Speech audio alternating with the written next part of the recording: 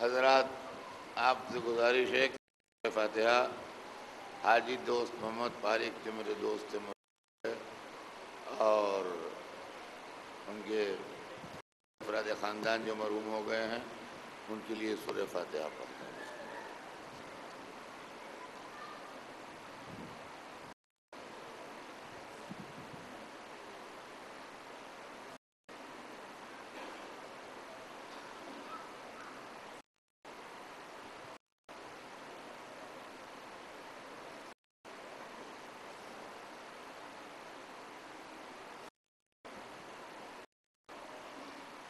فاتحہ۔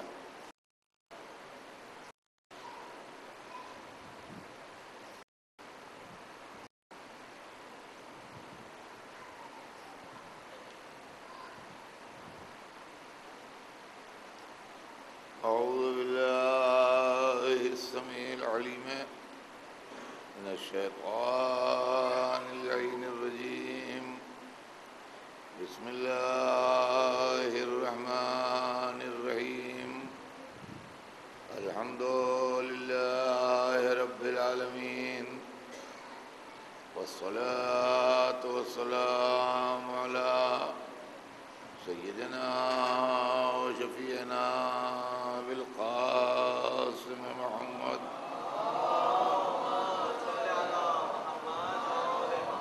وآلہ الطیبین الطاہرین المعصومین، ولعنۃ اللہ علی اعدائہم اجمعین من یومنا ھذا الی یوم الدین۔ اما بعد فقد قال اللہ سبحانہ تبارک و تعالی فی کتابہ المبین وهو اصدق الصادقین، تبارک الذی بیدہ الملک وهو علی کل شیء قدیر، الذی خلق الموت والحیاة لیبلوکم ایکم احسن عملا۔ صلوات بھیجنے محمد۔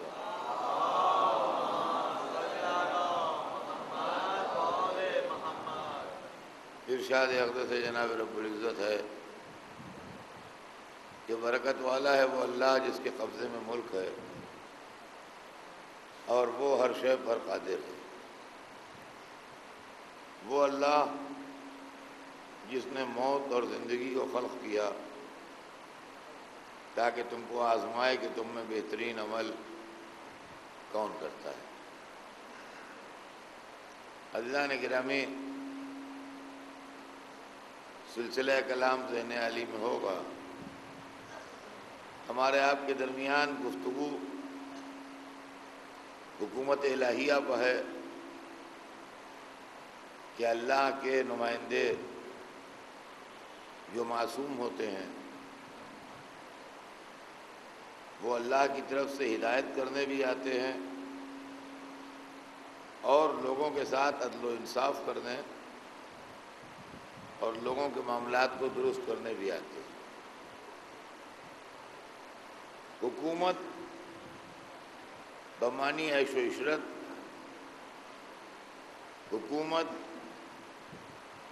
بمعنی دولت، عالیشان محل، خزانے، تاج، تخت، غلام، کنیزیں، یہ تصور اسلام میں نہیں، بلکہ جو سربراہ حکومت ہے، جو رہبر ہے، جو نبی ہے، وہ اپنے علم کی بنیاد پر، اپنے تقوی کی بنیاد پر، اپنی پاکیزگی کردار کی بنیاد پر، اپنے انصاف کی بنیاد پر بڑا ہے۔ وہ اپنی دولت کی بنیاد پر، اپنے خزانے کی بنیاد پر، اپنے عالیشان محل کی بنیاد پر بڑا نہیں ہے۔ فرمایا میں حکومت الہی اور دنیا کی حکومت میں جو فرق ہے وہ یہ ہے کہ دنیا کی حکومت میں اظہار دولت ہے،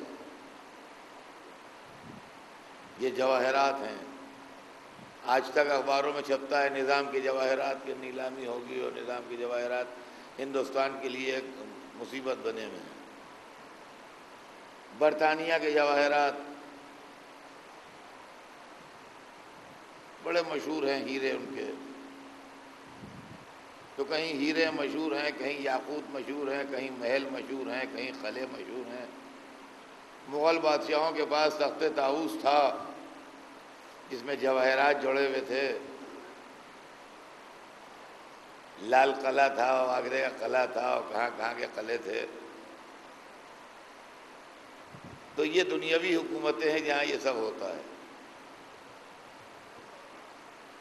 لیکن جو رہبر ہوتے ہیں ادھر کے، وہاں عصمت کا قلعہ ہوتا ہے، نورانیت کے ہار ہوتے ہیں، تقوی کی دولت ہوتی ہے، زہد کا سرمایہ ہوتا ہے. یہ سب ہوتا ہے. یہ دنیاوی چیزیں جو ہیں یہ نہیں ہوتی ہیں. چنانچہ تاریخ اس بات کی گواہ ہے. میں کل جہاں تک پہنچا تھا وہاں سے آج کے سلسلے کو آگے بڑھاؤں کہ جناب ابراہیم پلٹ کے آئے دوبارہ اللہ کے حکم سے مکے میں. تو یہاں آن کے یہ دیکھا کہ لڑکا جوان ہو گیا ہے اور بیوی جو ہیں وہ ایک ملکہ کی حیثیت سے یہاں رہ رہی ہیں. سب انتظامات مکمل ہیں. تو اب اللہ کے گھر بنانے کی فکر ہوئی کہ اللہ کا گھر بنے. اور جہاں پر بی بی ہاجرہ کا خیمہ لگا تھا وہی جگہ تجویز ہوئی کہ بہترین جگہ یہی ہے اور یہی گھر بنے گا.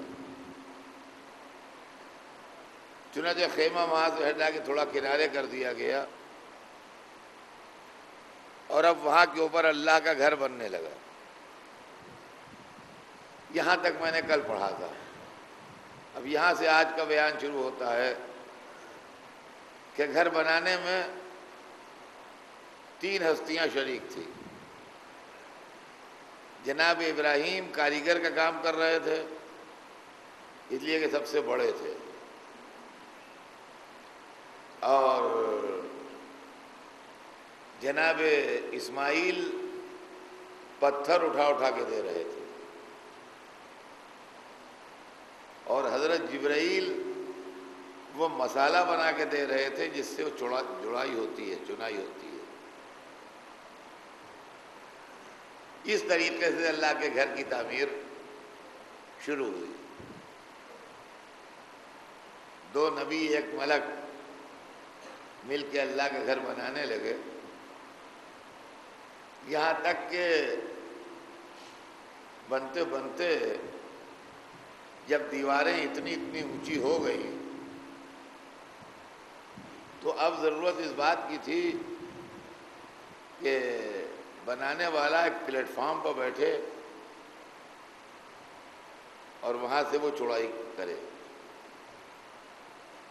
آپ نے دیکھا ہوگا جب دیواریں اٹھتی ہیں تو جب تھوڑی اونچی ہو جاتی ہیں تو ایک پلیٹ فارم بنایا جاتا ہے، اس کے اوپر چنائی کرنے والے بیٹھتے ہیں، وہ بیٹھ کے اس کی دیوار بناتے ہیں. یہاں پلیٹ فارم تو بنایا نہیں گیا، ایک لمبا سا پتھر لے آئے اور اس پتھر پر کھڑے ہو کے حضرت ابراہیم نے دیوار کو اونچا کرنا شروع کیا.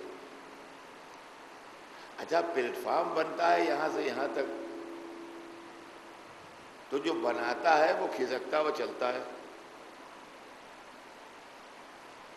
جیسے جیسے اس کے ہاتھوں کا پھیلاؤ ختم ہوتا ہے وہ آگے کھسک جاتا ہے، پھر اس کے ہاتھوں کا پھیلاؤ جہاں پہ ختم ہوتا ہے پھر آگے کھسک جاتا ہے. یہاں یہ پتھر تھا، اب پتھر کو ہر مرتبہ کھسکائیے تو اللہ کے حکم سے وہ پتھر آٹومیٹک ہو گیا، یعنی وہ خود بخود کھسکتا تھا. وہ پتھر خود بخود کھسکتا تھا. تو اس طریقے سے ابراہیم طواف بھی کرتے جاتے تھے اور بناتے بھی جاتے تھے. اور اس پتھر کے اوپر ان کے پیروں کے نشان بھی. وہ پتھر آج تک ہے۔ اور جو لوگ حج کر کے آئے ہیں میں ان کو یاد دلاؤں کہ خانہ کعبہ کی دیوار کے دروازے کے سامنے، یہ دروازہ ہے، ادھر سامنے مقابلے میں ایک پتھر رکھا ہے جس پر سونا چڑھا ہوا ہے، 16 ہاتھ کی دوری پر خانہ کعبہ کے دروازے سے، اور اتنا ہی حد جو ہے وہ مطاف مانی گئی ہے، یعنی اسی کے اندر رہ کے طواف ہونا چاہیے۔ اب وہ فقہی مسائل ہیں، وہ مجھے اس پر چھیڑنا نہیں ہے، لیکن وہاں مطاف ہے۔ وہی پتھر وہ ہے جس پر حضرت ابراہیم نے کھڑے ہو کے کعبہ بنایا تھا، وہ آج تک موجود ہے، اور اس کے اوپر سونا چڑھا دیا گیا ہے۔ اگر وہ سونا اتار دیا جائے اس کے اوپر سے تو حضرت ابراہیم کے پیروں کے نشان ہیں اس پر، عام پبلک دیکھ سکتی ہے ان نشانوں کو جو ان کے پیروں کے بن گئے ہیں وہاں اس پتھر کے اوپر، لیکن اس پتھر پر سونا چڑھا ہوا ہے۔ ایک بات جو لوگ حج کر کے آئے ہیں میں پھر آج کہہ دوں، کل بھی میں کہہ چکا ہوں کہ جو نہیں جا سکے ہیں خدا انہیں بلائے اور موقع ملے، لیکن یہ کہ اس مجمع میں سمجھتا ہوں کہ اچھے خاصے لوگ ایسے ہوں گے کہ جو حج کی شرف سے مشرف ہو چکے ہیں۔ تو آپ کبھی غور کیا آپ نے خانہ کعبہ میں جا کے کہ اللہ کا گھر ہے، ان اللہ غنی عن العالمین، اللہ ہر عالمین سے غنی ہے، اس کو کسی چیز کی نہ حاجت ہے نہ ضرورت ہے، کچھ بھی نہیں ہے، لیکن کئی ٹن سونا کعبے میں ہے۔ کبھی آپ نے اندازہ لگایا؟ اس پتھر پر سونا چڑھا ہوا ہے پورا، جس کو مقام ابراہیم کہتے ہیں۔ خانہ کعبہ کا دروازہ سونے کا ہے کہ نہیں ہے؟ خانہ کعبہ کا پرنالہ جس کا میں نے کل تذکرہ کیا تھا میزاب رحمت، وہ سونے کا ہے، اور خانہ کعبہ کا جو پردہ ہے غلاف کعبہ جو کعبے میں چڑھایا جاتا ہے، اس کے اندر جو تار سیے جاتے ہیں، جو کام بنتا ہے، وہ خالص سونے کے تار ہوتے ہیں، جھوٹے تار نہیں ہوتے ہیں،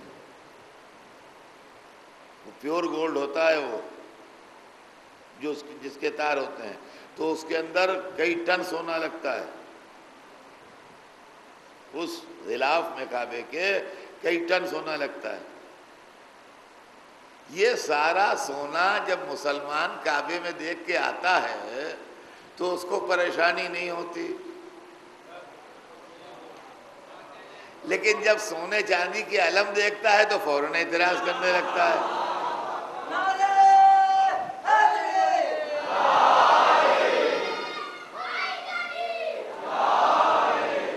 یہ میں جو کہہ رہا ہوں یہ آنکھوں دیکھی کہہ رہا ہوں، اور میں سمجھتا ہوں کہ میں اکیلا نہیں ہوں اس مجلس میں کہ جو یہ دیکھ کے آیا ہوں، یہاں سینکڑوں آدمی بیٹھے ہوں گے جو کہیں گے ہم نے بھی دیکھا، ہم نے بھی دیکھا، ہم نے بھی دیکھا۔ اللہ تو غنی ہے۔ اچھا، نہ وہاں کسی مولوی صاحب کو یاد آتی ہے بچوں کی تعلیم، مسلمانوں کی غربت، بیوہ عورتوں کی روٹی، یتیم لڑکیوں کی شادی؟ اللہ کو کیا ضرورت ہے سونے کا پرنالہ لگے کہ پیتل کا لگے؟ کعبے کا دروازہ لوہے کا بنا ہوا ہو کہ سونے کا بنا ہوا ہو، اس سے اللہ غنی ہے، اس کو وہاں اس کا کیا؟ لیکن اصل میں جو سونا چڑھایا ہے، جو پردہ بناتے ہیں، اللہ سے محبت میں اپنی عقیدت کا اظہار کرتے ہیں۔ تو معلومات جو اپنی عقیدت کا اظہار کرے اس کی عقیدت کے اظہار کو ٹھوکر نہیں ماری جا سکتی۔ اور آدھا خانہ دیکھا اور یتیم بچے بھی یاد آ گئے، بیوہ عورتیں بھی یاد آ گئیں، بچوں کی ایجوکیشن بھی یاد آ گئی، محرم آیا نہیں کہ ساری چیزوں کی یاد تازہ ہو گئی، اور محرم گیا نہیں کہ ساری چیزیں یاد سے نکل گئیں۔ تو عزیزان گرامی یہ مسئلہ ہے۔ اب وہ بنا رہے ہیں کعبہ، اور پتھر جو ہے وہ آٹومیٹک ہے، وہ گھوم رہا ہے، اور اس عالم میں خدا کی قسم عجب منزل تھی، خدا کی قسم۔ قرآن مجید پڑھیے، آپ کو سب معلوم ہو جائے گا کہ ایک طرف جناب ابراہیم کے ہاتھ جو ہیں وہ مشغول ہیں کعبہ بنانے میں۔ کیا منظر تھا خدا کی قسم، سوچ کے روح بالیدہ ہوتی ہے، ایک روحانی اور نورانی منظر کہ اتنا بڑا نبی بنا رہا ہے اور ایک پیغمبر اور ایک ملک خدمت کر رہا ہے، سمجھے آپ؟ اور ان کے ہاتھ تو کعبہ بنانے میں مصروف ہیں اور دل ان کا اللہ کی طرف ہے، اور زبان پر ان کے دعائیں ہیں۔ اب ایک بات بتائیے، ایسے عالم میں جو دعا کر رہے ہیں ابراہیم، اللہ قبول کرے گا یا نہیں؟ جناب ابراہیم جیسا نبی اللہ سے ایسے عالم میں جو دعا مانگ رہا ہے، اللہ قبول کرے گا یا نہیں؟ اور اگر کہیے کہ اللہ ضروری نہیں کہ قبول کرے، تو بھیا پھر ہم تو دعا مانگیں گے نہیں، اس لیے کہ جب ایسے آدمی کی ایسے موقع کی دعا بھی رد ہو جائے تو ہماری دعا کی کیا قیمت ہے؟ اب وہاں سے ان کی دعائیں چل رہی ہیں جو قرآن ریکارڈ کر رہا ہے۔ ربنا انی اسکنت من ذریتی بواد غیر ذی زرع عند بیتک المحرم، ربنا انی اسکنت من ذریتی بواد غیر ذی زرع عند بیتک المحرم، پالنے والے میرے رب، انی اسکنت من ذریتی، میں نے اپنی ذریت میں سے کچھ کو مقیم کیا ہے، بسایا ہے، ساکن کیا ہے، بواد غیر ذی زرع، ایک ایسے وادی میں، ایک ایسے ویلی میں جہاں کھیتی باڑی نہیں ہوتی۔ دیکھیے جہاں کھیتی باڑی ہوتی ہے وہاں رہنا آسان ہے، اور جہاں کھیتی باڑی نہیں ہوتی وہاں رہنا مشکل ہے، سمجھے آپ؟ تو ربنا انی اسکنت من ذریتی بواد غیر ذی زرع عند بیتک المحرم، پالنے والے میں نے بسایا ہے اپنی ذریت کو، ذریت میں سے کچھ کو، بواد غیر ذی زرع، ایک ایسے وادی میں، ایک ایسے ویلی میں کہ جہاں زراعت نہیں ہوتی، جہاں کھیتی باڑی نہیں ہوتی، عند بیتک المحرم، تیرے محترم گھر کے پاس، تیرے قابل احترام گھر کے پاس۔ اور اس کے بعد کہتے ہیں ربنا لیقیموا الصلاۃ، پالنے والے میں نے اس لیے آباد کیا ہے ان کو کہ یہاں نماز قائم کر سکیں، تیرے گھر کے پاس اس لیے میں نے اپنی ذریت کو بسایا ہے کہ یہاں نماز قائم کر سکیں۔ تمنا میری یہ ہے کہ اس گھر کے پاس رہ کے نماز قائم کریں، یہ نماز پڑھیں یہاں، اس لیے بسایا ہے تیرے گھر میں۔ ایک بات بتائیے، اگر کسی جنگل میں، کسی میدان میں جہاں 200 میل دور آبادی نہ ہو، آپ مسجد بنا دیجئے تو اس مسجد کا فائدہ کیا ہے؟ ابھی کون آئے گا 200 میل نماز پڑھنے کے لیے؟ تو سوائے اس کے کہ مسجد ویران پڑی رہے، اس میں گھاس پھوس اگائے، اور کیا حاصل ہوگا؟ لہذا اگر کہیں مسجد بنائیے تو وہاں مسلمانوں کی بستی بھی بسائیے تاکہ مسجد آباد رہے، مسجد میں روشنی ہو، مسجد میں اذان ہو، مسجد میں نماز ہو، تب تو ٹھیک بات ہے۔ اور مسجد بنا دی اور وہاں کوئی آبادی نہیں ہے تو کیا فائدہ اس مسجد کا؟ تو اس ویلی میں اللہ کا گھر بنانے سے فائدہ کیا اگر کوئی نماز پڑھنے والا نہ ہو؟ تو ایک بات کا مجھے سوچ سمجھ کے جواب دیجئے کہ اگر جناب ابراہیم کی یہ دعا قبول ہوئی ہے تو اسلام آنے تک نسل ابراہیم میں کم از کم ایک آدمی ضرور ایسا ہونا چاہیے جو کعبے میں جا کے نماز پڑھے،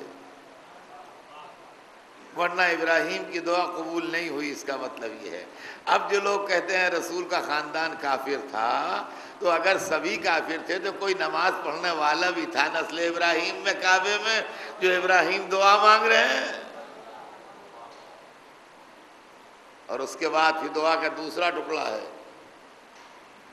کہ وجعل افئدۃ الناس تہوی الیہم، پالنے والے انسانوں کے دلوں کو ان کی طرف موڑ دے، انسانوں میں سے کچھ کو، سب نہیں۔ وجعل افئدۃ من الناس تہوی الیہم، پالنے والے انسانوں میں سے کچھ انسانوں کو میری ذریت کی طرف موڑ دے، ان کے دلوں کو۔ آپ جانتے ہیں وہ کون سے انسان تھے جن کی طرف جو دل موڑے گئے ہیں؟ یا آپ ہی ہیں جو موڑے گئے ہیں؟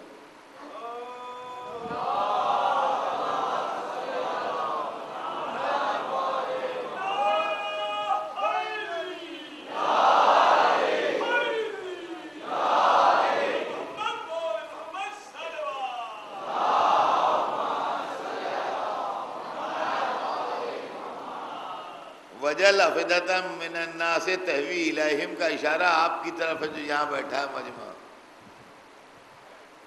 کہ کچھ دلوں کو انسانوں کے، سب انسانوں کے لیے ابراہیم نے نہیں کہا، کچھ انسانوں کے لیے کہا ہے۔ کس کی طرف موڑ دے؟ ذریت ابراہیم کی طرف۔ اب دلیل بھی اس کی دے دوں کہ کیسے ثابت ہوا مجھ پر کہ کچھ دل موڑے میں ہیں۔ اس لیے کہ جب کوئی ابو طالب یا عبد المطلب کو کافر کہتا ہے تو جو لوگ بگڑتے ہیں انہی کے دل موڑے میں ہیں۔ صلوات بھیجتے ہیں محمد وآلہ۔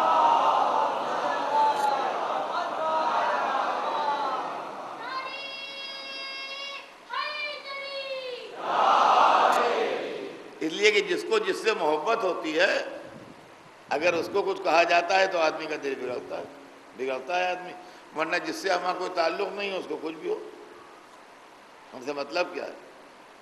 وجعل افئدۃ من الناس تہوی الیہم، پالنے والے انسانوں کے دلوں کو، کچھ دلوں کو انسانوں کے، ان کی طرف موڑ دے۔ اس نے وہ دل موڑ دیے۔ حضرت ابراہیم نے جب دعا کی تو اللہ نے دعا قبول فرمائی، دل موڑ دی حضرت ابراہیم کے خاندان کی طرف۔ اب آج ہمیں نسل ابراہیم سے محبت ہے اور ابراہیم کے خاندان کے لوگوں کو، ذریت ابراہیم کو ہم چاہتے ہیں۔ جب ایک چیز بن جاتی ہے تو اس سے ملتے جلتے کاموں میں بھی استعمال ہوتی ہے۔ فرمایا ہم نے، جب ایک چیز بن جاتی ہے تو اس سے ملتے جلتے کاموں میں بھی استعمال ہوتی ہے۔ مثال کے طور پر یہ مسجد ہے، مسجد کی بنیادی بننے کی وجہ یہ ہے کہ اس میں نماز پڑھی جائے۔ مسجد اس لیے بنتی ہے کہ اس میں نماز ادا ہو۔ اب مسجد بنی تو پھر جماعت نے یہ طے کیا کہ یہاں محرم میں ذکر حسین بھی ہونا چاہیے۔ تو اب کہاں ہو جگہ؟ ان کا بھائی وہ بھی تو عبادت ہے اور اس میں بھی تو نماز روزے کا ذکر ہوتا ہے، اس میں بھی تو خاندانی رسالتی کا ذکر ہوتا ہے، لہذا مسجد ہی میں عبادت بھی ہوتی ہے، مسجد ہی میں یہ عبادت بھی ہو جائے، مجلس بھی ہو جائے۔ تو اب یہ مسجد جو ہے یہ دو کاموں میں استعمال ہونے لگی، یعنی نماز تو ہوتی ہے یہاں 5 وقت کی روزانہ سال بھر، لیکن جب مجلس کرنے کی ضرورت ہوتی ہے تو یہاں مجلس بھی ہو جاتی ہے۔ اس لیے کہ مجلس بھی ایک ثواب کا کام ہے، ایک عبادت ہے، ایک نیک کام ہے، وہ یہاں ہو جاتا ہے۔ ہاں، اور کوئی دوسرے رنگ کا کام جو ہے وہ یہاں نہیں ہو سکتا۔ کیا آپ کو یہ کہ ہم یہاں کوئی ناٹک کر لیں تو وہ نہیں ہوگا، یہاں کوئی اور پروگرام کر لیں، کلچرل پروگرام مسجد میں کر لیں، وہ نہیں ہوگا۔ لیکن مجلس ہے، محفل قصیدہ خوانی ہے، 13 رجب کی محفل ہے، 30 شعبان کا جشن ہے، 15 مثلا جشن ہے 15 اس کا شعبان کا، وہ سب ہو جائے گا یہاں۔ یعنی جب ایک مقصد کے لیے بنتی ہے تو اس سے ملتے جلتے مقصد میں استعمال ہو سکتی ہے۔ اب ابراہیم نے دعا کی تھی، پالنے والے انسانوں میں سے کچھ انسانوں کے دلوں کو میری ذریت موڑ دے۔ اللہ نے موڑ دیا۔ الحمدللہ وہ ہم لوگ تھے جو نگاہ انتخاب قدرت میں آئے، ہمارے دل موڑ دیے گئے ادھر۔ اب گویا یہ ہمارے دل جو ہیں یہ ذریت ابراہیم کی محبت کا گھر بن گئے ہیں۔ ہمارے دل جو ہیں، توجہ سنیے گا، ہمارے دل جو ہیں یہ ذریت ابراہیم کی محبت کا گھر بن گئے۔ اب یہ گھر ذریت ابراہیم کی محبت کے لیے تو استعمال ہوئے ہی گا، مگر ملتے جلتے مقصد میں بھی استعمال ہو جائے گا۔ اب بعد میں ابراہیم کے ہزاروں برس کے بعد ایک شہزادی نے فرمایا کہ میرے بچے پر روئے گا کون؟ رونے کا تعلق بھی محبت ہی سے ہے، تو اللہ نے گھر تو بنوا ہی دیا تھا، کہا انہی کے اوپر رونے کی ذمہ داری بھی ڈال دو۔ تو جو ذریت ابراہیم سے محبت کرتے ہیں وہی محرم میں روتے بھی ہیں۔ تو اب یہ سمجھ لیجئے کہ آپ کے دل جو ہیں یہ مسجد کی طرح ہیں کہ یہاں نماز بھی ہوتی ہے، مجلس بھی ہوتی ہے۔ صلوات پر محمد۔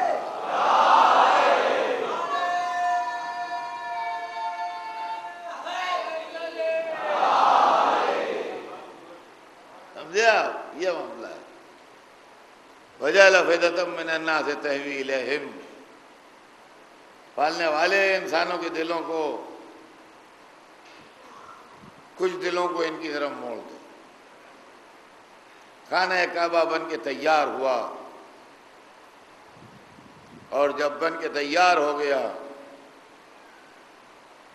تو بنانے والوں نے اس کے اللہ کے نام وقف کر دیا، اور جب اللہ کے نام وقف کر دیا اور اللہ نے اس ہدیے کو قبول کر لیا تو ارشاد ہوا کہ وَعَهِدْنَا إِلَىٰ إِبْرَاهِيمَ وَإِسْمَاعِيلَ أَن طَهِّرَ بَيْتِيَ لِلطَّائِفِينَ وَالْعَاكِفِينَ وَرُكَّعِ السُّجُودِ۔ ہم نے عہد لیا ابراہیم و اسماعیل سے کہ ان طَهِرَ بَيْتِيَ، کہ ہمارے گھر کو پاک و پاکیزہ رکھیں گے، لِلطَّائِفِينَ وَالْعَاكِفِينَ وَرُكَّعِ السُّجُودِ، طواف کرنے والوں کے لیے، اعتکاف کرنے والوں کے لیے، رکوع کرنے والوں کے لیے، سجدہ کرنے والوں۔ اور اب اس گھر کو جناب ابراہیم و اسماعیل کی ذمہ داری بن گئی کہ اس کو پاک رکھیں۔ اللہ کا گھر تھا، اس کا طواف ہوتا تھا، لا مکان کا مکان تھا۔ اب ابراہیم نے اسی زمانے میں خواب میں دیکھا کہ اسماعیل کو ذبح کر رہے ہیں۔ ذرا سنیے گا، یہ واقعات تاریخ اسلام کے ہیں لیکن بڑے اہم واقعات ہیں، اور قرآن پاک میں ان کا تذکرہ ہے۔ جناب ابراہیم خواب میں دیکھتے ہیں کہ حضرت اسماعیل کو ذبح کر رہے ہیں۔ علم کلام کی کتابوں میں یہ لکھا ہے کہ وحی الہی کی 3 شکلیں ہیں۔ یا کوئی ملک مقرب اللہ کا پیغام لا کے کسی نبی کو پہنچائے، جیسے جبرائیل حضور کے پاس آتے تھے اور پورا قرآن لائے، ایک قسم وحی کی یہ ہے۔ ایک قسم وحی کی یہ ہے کہ اللہ کسی شے میں بھی کلام پیدا کر دے، اس پلر سے آواز آنے لگے، ادھر سے آواز، کہیں بھی اللہ کلام پیدا کرے۔ جیسے جناب موسیٰ کے لیے شجر طور سے آواز آتی تھی اور باتیں ہوتی نہیں اللہ سے۔ دوسری قسم وحی کی یہ ہے۔ تیسری قسم وحی کی یہ ہے کہ کوئی نبی برحق خواب میں دیکھے، یہ تیسری قسم ہے وحی کی، کہ کوئی نبی برحق کوئی چیز خواب میں دیکھے۔ تو ہمارے خواب اور نبی کے خواب میں فرق ہے۔ ہمارے خواب اکثر خواب پریشاں ہوتے ہیں،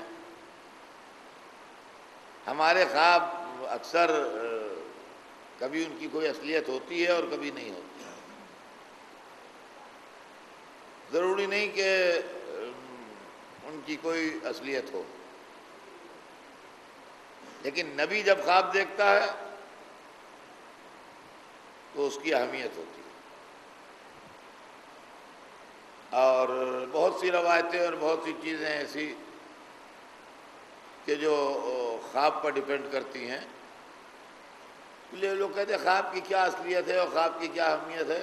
خواب کی اہمیت ہے، نبی کا خواب تو منزل وحی ہوتا ہے، نبی کا خواب تو منزل وحی ہوتا ہے، لیکن جو نبی نہیں ہیں ان کے خواب بھی تاریخ اسلام کے اندر محفوظ ہیں، جو معتبر ہیں اور جو صحیح مانے گئے ہیں۔ جناب ام فضل نے جو رسول کی چچی تھیں، خواب میں دیکھا کہ رسول اللہ کے جسم کا ایک ٹکڑا ٹوٹ کے ان کی گود میں آ گیا ہے۔ وہ سویرے سے رو رہی تھیں یہ خواب دیکھ کے، رسول کی چاہنے والی تھیں، عقیدت مند تھیں، خواب دیکھ کے دہل گئیں، رونے لگیں۔ ہوتے ہوتے رسول تک خبر گئی، رسول چچی کے پاس آئے، کہا کیا خواب میں دیکھا آپ نے؟ کہا کہ میں نے بڑا خراب خواب آپ کے لیے دیکھا۔ کیا بتائیے آپ؟ کہا میں نے خواب میں دیکھا ہے کہ آپ کے جسم کا ایک ٹکڑا ٹوٹ کے میری گود میں آ گیا ہے۔ رسول مسکرائے، کیا مبارک ہو، یہ بہت اچھا خواب ہے، اور فاطمہ کی یہاں قریب بیٹا پیدا ہوگا جس کو آپ گود میں لیں گی، وہ میرا ہی ٹکڑا ہے۔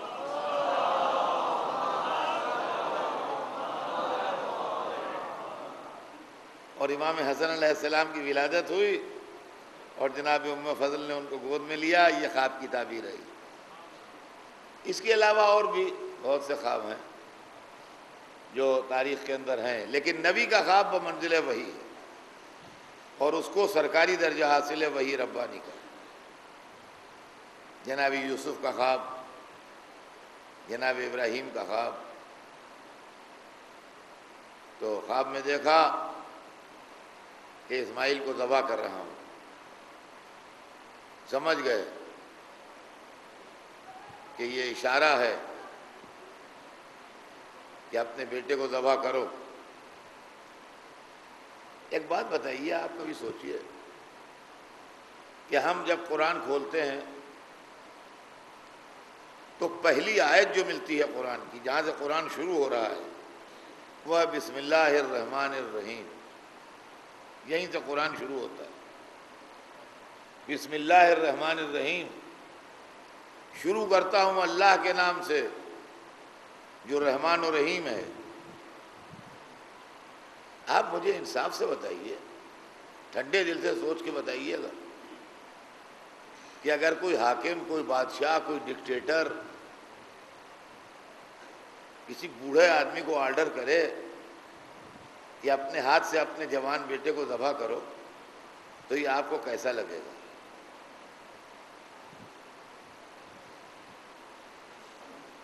کیا وہ آدمی آپ کو بہت اچھا لگے گا؟ کیا آپ اس کی تعریف کریں گے کہ بڑا عمدہ انسان ہے یہ؟ کیسا لگے گا وہ حاکم، وہ ڈکٹیٹر، وہ شہنشاہ جو بوڑھے باپ سے کہے کہ اپنے بیٹے کا گلا کاٹو بیٹھ کے؟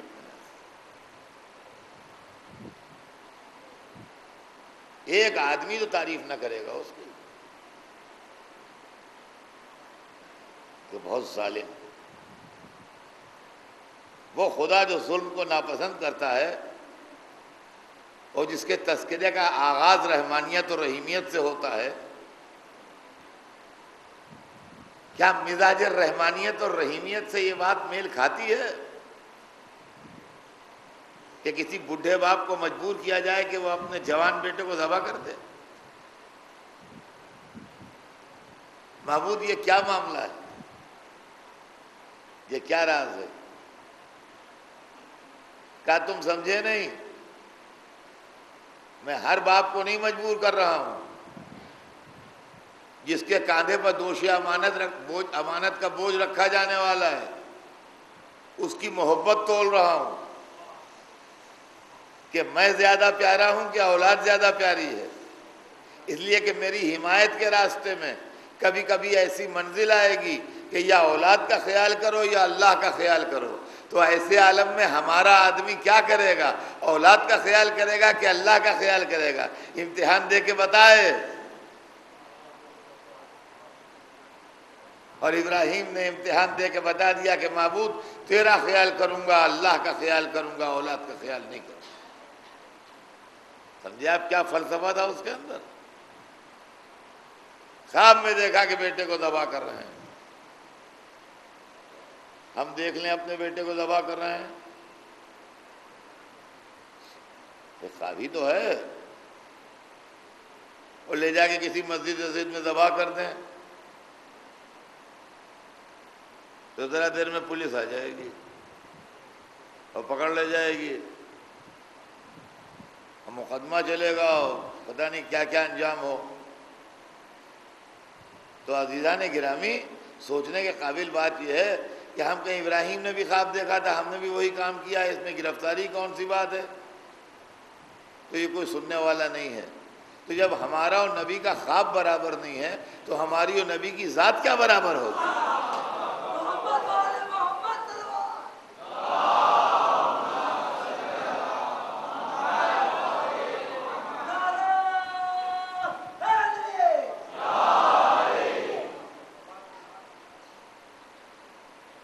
خواب میں دیکھا کہ ابراہیم اسماعیل کو ذبح کر رہا ہوں، اور جب اٹھے تو بیٹے کو بلایا، اور قرآن کہتا ہے کہ بڑی نرمی سے بیٹے سے کہا کہ یا بنیا انی اری فی المنام انی اذبحک فانظر ماذا تری، بیٹا میں نے خواب میں دیکھا ہے کہ میں تمہیں ذبح کر رہا ہوں، اس میں تمہاری کیا رائے ہے، تمہارا کیا خیال ہے؟ دیکھیے جملے دیکھیے قرآن کے، میں نے خواب میں دیکھا ہے کہ میں تمہیں ذبح کر رہا ہوں، اس میں تمہارا کیا خیال ہے؟ بیٹا بھی نبی ہے، باپ نے معاملے کو ہلکا کر کے سنایا، بیٹا اس کا وزن بتا رہا ہے، جواب دیتے ہیں یا ابت افعل ما تؤمر ستجدنی انشاءاللہ من الصابرین، بابا جو حکم ہے اس کو پورا کیجئے، انشاءاللہ مجھے صبر کرنے والوں میں پائیے گا۔ جو حکم ہوا ہے، جو خواب میں دیکھا ہے نہیں، بیٹا نبی ہے، وہ جانتا ہے کہ باپ نبی ہے، اس کا خواب جو ہے وہ حکم خدا ہے۔ یا ابت افعل ما تؤمر، بابا جو حکم ہوا ہے اسے پورا کیجئے، ستجدنی انشاءاللہ من الصابرین، انشاءاللہ مجھے صبر کرنے والوں میں پائیے گا۔ اب ایک بات آپ یہ بھی سن لیجئے عزیزان محترم، کہ قربانی دھوکے میں نہیں ہوتی،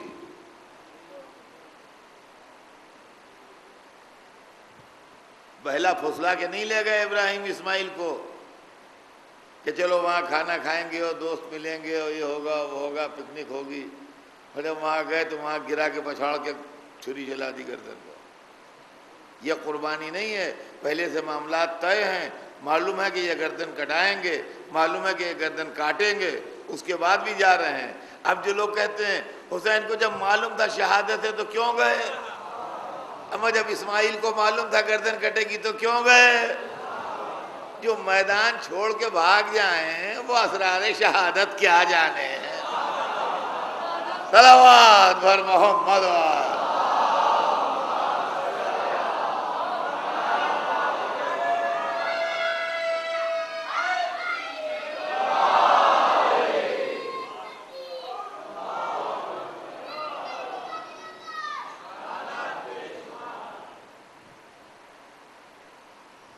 لے کے چلے،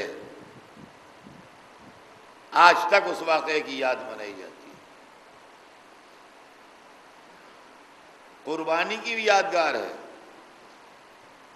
اور سفر ابراہیم و اسماعیل کی بھی یادگار ہے۔ دیکھیے حج ہمارے یہاں وہ عبادت ہے جو صرف یادگاروں پر مشتمل ہے۔ حج میں پڑھائی زیادہ نہیں ہے، مستحب دعائیں ہیں کچھ، پڑھیے پڑھیے نہ پڑھیے نہ پڑھیے آپ کا فیل ہے، ورنہ یہ کیجئے۔ حج جو ہے وہ پریکٹیکل زیادہ ہے، حج جو ہے وہ پریکٹیکل ہے۔ کعبے کے گرد گھومیے، صفا و مروہ پر سعی کیجئے، عرفات میں قیام کیجئے، منی میں راتیں گزاریے، جانور ذبح کیجئے، شیطان کو پتھر ماریے۔ حج جو ہے پورا پریکٹیکل ہے، وہاں پڑھائی لکھائی بہت تھوڑی سی ہے، نماز طواف ہے، سب ہے، زیادہ معاملہ نہیں ہے اس میں، پڑھائی کا معاملہ نہیں ہے وہاں زیادہ، پریکٹیکل ہے، یہ کرو یہ کرو یہ کرو یہ کرو۔ تو سفر ابراہیم و اسماعیل کی بھی یادگار ہے اور قربانی کی بھی ہے۔ تو شیطانوں کو جو پتھر مارے جاتے ہیں، یہ بھی سمجھیے بڑی اہم چیز ہے۔ اب وہاں شیطان تو بیٹھا نہیں ہے پتھر کھانے کو، یہ تو وہی مثل ہوئی کہ سانپ نکل گیا لکیر پیٹا کرو۔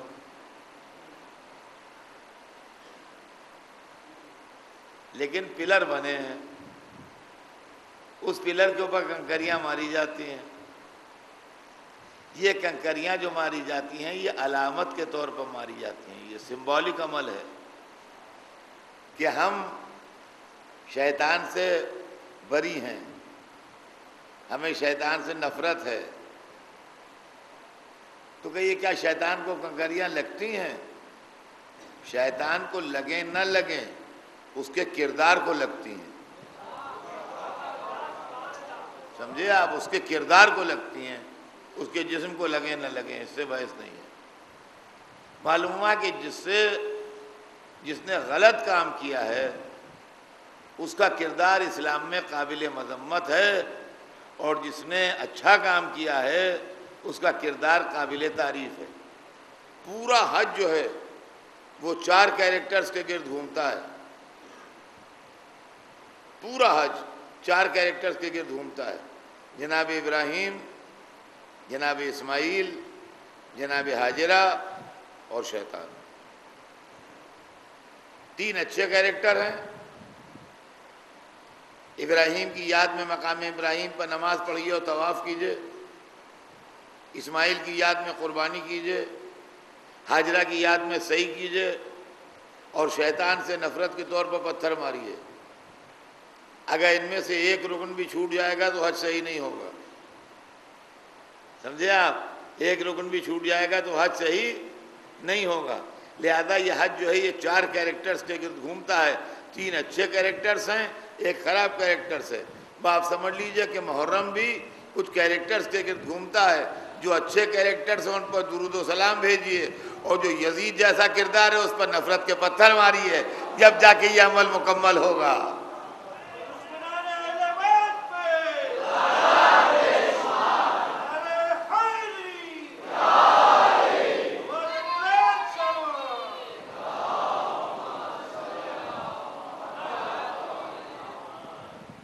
یہ ہے عبادت، زبردست عبادت۔ تو اب وہ اپنے بیٹے کو لے کے چلے، اور جب منی میں پہنچے تو آنکھوں پٹی باندھ لی، اس لیے کہ باپ ہیں، ہاتھ کانپ نہ جائے، دل میں کوئی ایسا خیال نہ آئے جو مشیت پروردگار کے خلاف ہو۔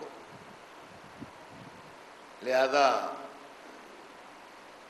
آنکھوں پٹی باندھی، اسماعیل کو لٹایا، گلے پر چھری چلائی، ہاتھ کی حرکت سے چھری چلی، اور گلے کی رگیں کٹتی محسوس ہوئیں۔ جب اطمینان ہو گیا کہ گلا کٹ گیا تو ہاتھ سے چھری پھینکی، پٹی کھولی، دیکھا بیٹا سامنے کھڑا ہے۔ نہیں تو میں نے ذبح کر دیا تھا، سامنے کیسے کھڑا؟ عام باپ ہوتا دوڑ کے لپٹ جاتا، وہ ابراہیم خلیل اللہ تھے، وہ بیٹے کے لپٹے نہیں، فوراً جھک کے دیکھا دمبا ذبح کیا پڑا ہے۔ بجائے اس کے کہ خوش ہوتے رونے لگے،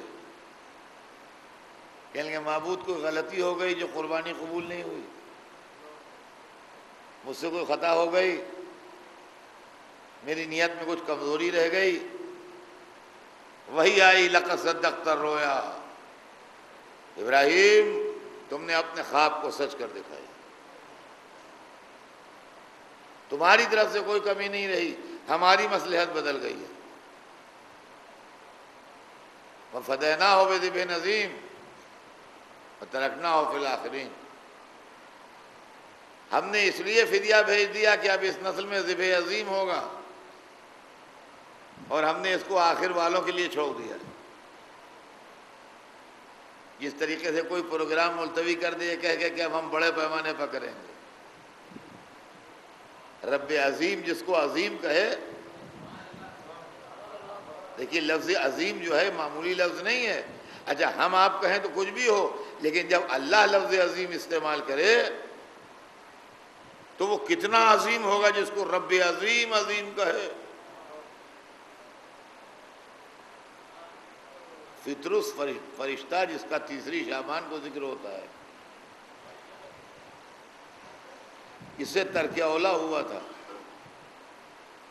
جو حسین نے معاف کرایا، آپ نے ہمیشہ سنا ہوگا۔ کیا ہوا تھا ترک اولا یہ معلوم ہے؟ یہ وہ فرشتہ تھا جس میں اڑنے کی سب سے زیادہ طاقت تھی اور پرواز کی قوت تھی، تو اس کے دل میں یہ خیال پیدا ہوا کہ میں عرش الہی کو دیکھوں کتنا بڑا ہے۔ یہ بات مشیت کو ناگوار گزر گئی کہ جس کو ہم عظیم کہیں، رب العرش العظیم، عرش عظیم کا رب، ہم تو کہیں عظیم ہے اور تم سوچو ہم اس کی پیمائش کریں گے۔ اچھا آؤ، اللہ نے اس کی طاقت کو دونا کر دیا اڑنے کی، جتنی تھی اس سے جسٹ ڈبل ہو گئی۔ کہاں آپ جاؤ، اور مذہب کی کتابوں میں ہے کہ ایک کنگورے سے عرش کے دوسرے کنگورے تک نہیں پہنچ پایا تھا کہ ساری طاقت ختم ہو گئی۔ اتنا عظیم ہے عرش کہ وہ طاقتور ملک ایک کنگورے سے دوسرے کنگورے تک نہیں پہنچ پایا، مسافت طے نہیں کر پایا کہ اس کی طاقت جواب دے گئی۔ تو معلوم ہوا کہ جسے اللہ عظیم کہے اس کو کوئی ناپ نہیں سکتا ہے۔ اب جو لوگ محرم پر کمنٹ کرتے ہیں وہ اپنی زبانیں بند کریں، اس لیے کہ اللہ نے اس کو عظیم کہا ہے، کائنات عالم کی کوئی طاقت اس کی حد نہیں سمجھ سکتی کہ کیا ہے۔ صلوات بھیج دیں محمد۔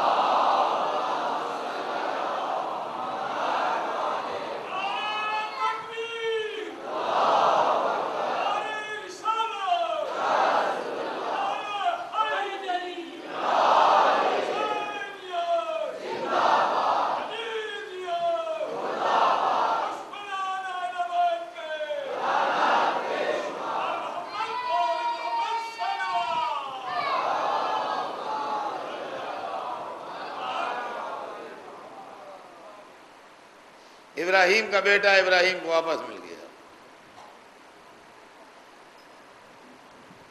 لے کے واپس آئے۔ ادھر ابلیس نے، شیطان نے ہاجرہ سے یہ کہا تھا کہ لے آؤ اپنے بیٹے کو، وہ ذبح کر دیں گے۔ کہتے ہیں حکم خدا ہوا ہے. سبحان اللہ. وہ بیوی جناب حاجرہ نے جواب دیا کہ اگر حکم خدا ہوا ہے تو میں راضی ہوں. اگر حکم خدا ہوا ہے تو میں راضی ہوں. ابراہیم کا امتحان ہوا اور ابراہیم اس امتحان میں کامیاب ہو گئے. عزیزان گرامی، آج کی مجلس کا وقت تمام ہو رہا ہے. میں 2 جملے عرض کر کے بات کو اپنی مختصر کروں. بات کل آگے بڑھے گی. آج تو صرف اتنا عرض کر دوں آپ کی خدمت میں کہ ابراہیم کا بیٹا ابراہیم کو واپس مل گیا، مگر حسین کی قربانیاں قبول ہو.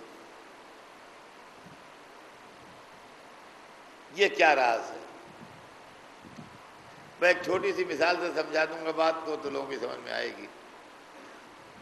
دیکھیے، جب امتحان دیا جاتا ہے تو امتحان میں سوال بنایا جاتا ہے، اصلیت نہیں ہوتی.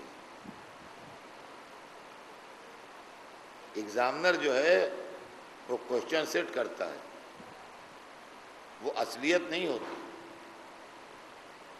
ایک لڑکا کامرس پڑھ رہا ہے تو ایک کمپنی کی بیلنس شیٹ بنانے کے لیے اس کو دی گئی امتحان میں، اتنا قرضہ ہے، اتنا گورنمنٹ کا لون ہے، اتنا یہ ہے، اتنے شیئرس ہیں، اتنا یہ ہے، اتنا وہ ہے، اتنا فلاں ہے، اتنا انکم ہے، اتنا ایکسپینڈیچر ہے، اتنا نفع ہے، اتنا نقصان ہے، اس کی بیلنس شیٹ بناؤ. یہ بیلنس شیٹ اصلی نہیں ہے. نہ گورنمنٹ کا کوئی لون ہے، نہ کوئی شیئر ہولڈر ہیں، نہ کوئی نفع ہے، نہ کوئی نقصان ہے، کچھ بھی نہیں ہے. ایگزامنر نے ایک کوشچن سیٹ کیا ہے محض یہ دیکھنے کے لیے کہ جو ہم نے سال بھر پڑھایا ہے لڑکے کی سمجھ میں آیا کہ نہیں آیا. اس نے صحیح بیلنس شیٹ بنا دی. ایگزامنر مطمئن ہو گیا، اس کو پاس کر دیا. اب اس کو سرٹیفکیٹ مل گیا. اس سرٹیفکیٹ کی گراؤنڈ پر اس نے کسی کمپنی میں نوکری کی. اب وہاں جو بیلنس شیٹ بننے کو آئی وہ بالکل اصلی ہے، وہ فرضی نہیں ہے. وہاں جو آمدنی ہے وہ آمدنی اصلی ہے، جو قرضہ ہے وہ قرضہ اچھا ہے، جو شیئر ہولڈرز کے پیسے ہیں وہ پیسے اصلی ہیں، جو گورنمنٹ کا لون ہے وہ لون اصلی ہے. ہر چیز جو ہے وہ بالکل اصلی ہے، اس کے اندر کوئی فرضی چیز نہیں ہے. عزیزان گرامی، ابراہیم گزر رہے تھے منزل امتحان سے، اس لیے وہاں بیٹا ان کا واپس مل گیا، اور حسین اس عملی منزل سے گزر رہے تھے مذہب کو بچانے کی. لہذا یہاں قربانیاں قبول ہوتی گئیں اللہ کی سرکار.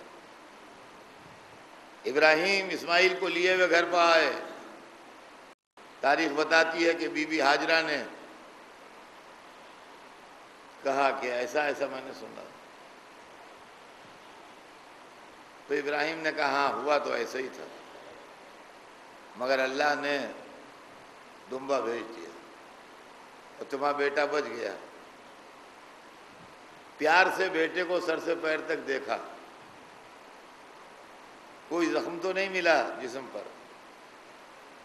مگر گلے پر ایک نشان ضرور ملا. کہتے ہیں کہ اس کے بعد بیوی بیمار ہو گئیں.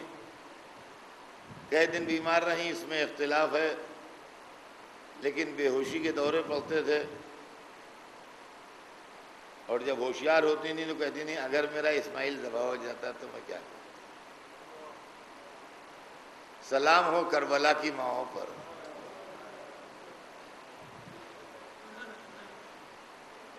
اتنی عظیم بی بی حاجرہ، لیکن اپنے بیٹے پر کہ گلے پر چھری کا نشان نہ دیکھے. لیکن کربلا کی ماؤں نے اپنے بیٹوں کو خون میں نہایا ہوا دیکھا. عزیزان گرامی، آج چھٹی رات آ گئی، اور آج کی رات ہم زینب کے لاڈلوں کے مصائب پڑھتے ہیں. بی بی زینب پر کروڑوں درود اور کروڑوں سلام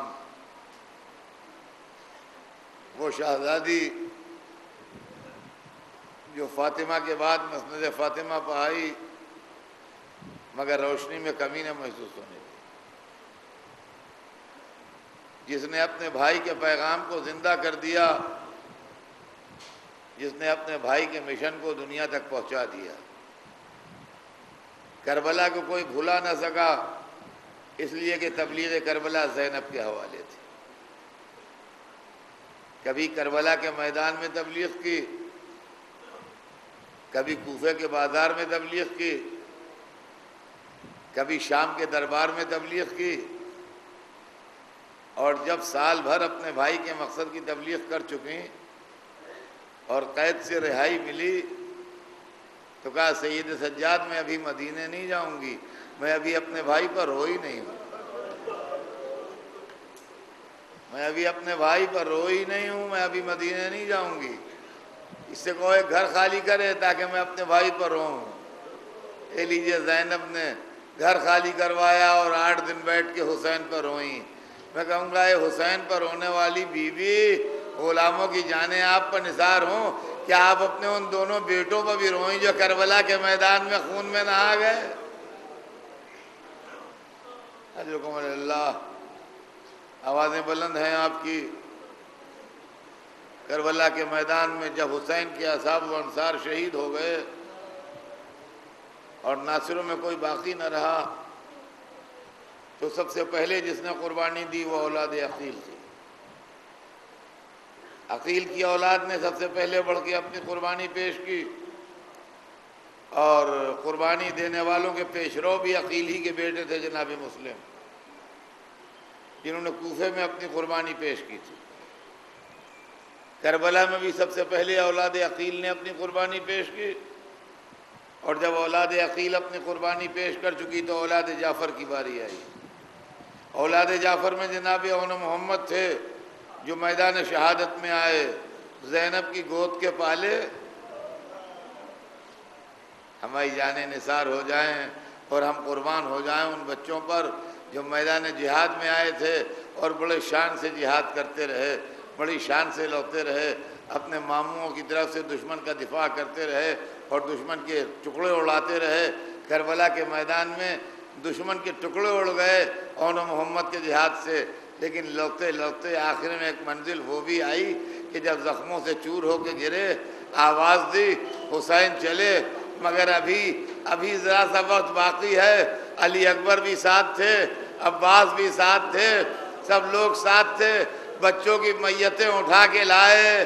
میں کہتا ہوں بی بی زینب آپ کے بیٹوں کے جنازے خیمے میں آ گئے، مگر ہائے سیدہ کے لال کا لاشا خیمے میں نہ آیا۔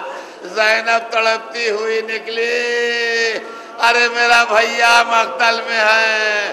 وہ بہن جو بیٹوں بنا روئی، بھائی کے لیے تڑپ رہی تھی، یہ اپنا ساتھ، اے پسر ساتھ، یہ تیرے نبی کا نواسہ ذبح ہو رہا ہے، تو دیکھ۔